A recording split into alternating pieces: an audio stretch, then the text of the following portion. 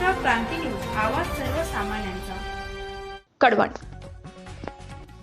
PM पोषण योजनेतील FSSAI जबाबदारीतून शिक्षकांना मुक्त करा. कडवण येथे महाराष्ट्र राज्य प्राथमिक शिक्षक संघ शाखा कडवण यांच्या वतीने गट शिक्षणाधिकारी तेजश्री पवार यांना निवेदन देण्यात आले. प्रथमतः नवनिर्वाचित गट शिक्षणाधिकारी तेजश्री पवार यांचा महाराष्ट्र राज्य प्राथमिक शिक्षक संघ शाखा कडवण यांच्यातर्फे सत्कार करण्यात आला.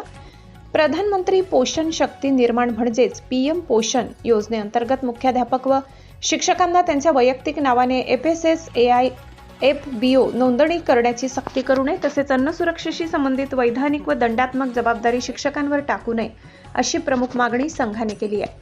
अन्नधान्याचा पुरवठा शासनाच्या यंत्रणेमार्फत तर प्रत्यक्ष भोजन तयार करण्याचे काम स्वयंपाकी मदतनीस किंवा महिला बचत गटांकडून केले जाते. त्यामुळे FSSAI संदर्भातील जबाबदारीची स्पष्ट विभागणी करण्याची मागणी करण्यात आली आहे. शिक्षकांवर FSSAI नोंदणीची सक्ती करणे, दाखवा नोटीस किंवा शिस्तभंगाची कारवाई करू नये, यंत्रणा नियुक्त करावी अशी ही मागणी निवेदनातून करण्यात आली.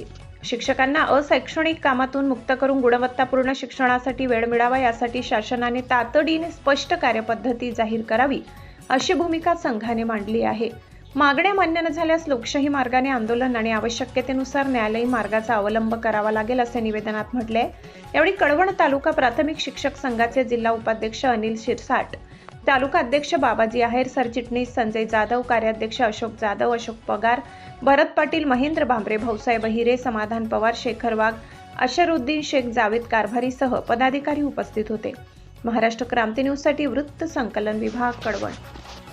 अशाच नवनवीन बातम्या पाहण्यासाठी आमच्या महाराष्ट्र क्रांती न्यूज या YouTube चॅनलला लाईक करा, सबस्क्राईब करा आणि बेल आयकॉनला प्रेस करा.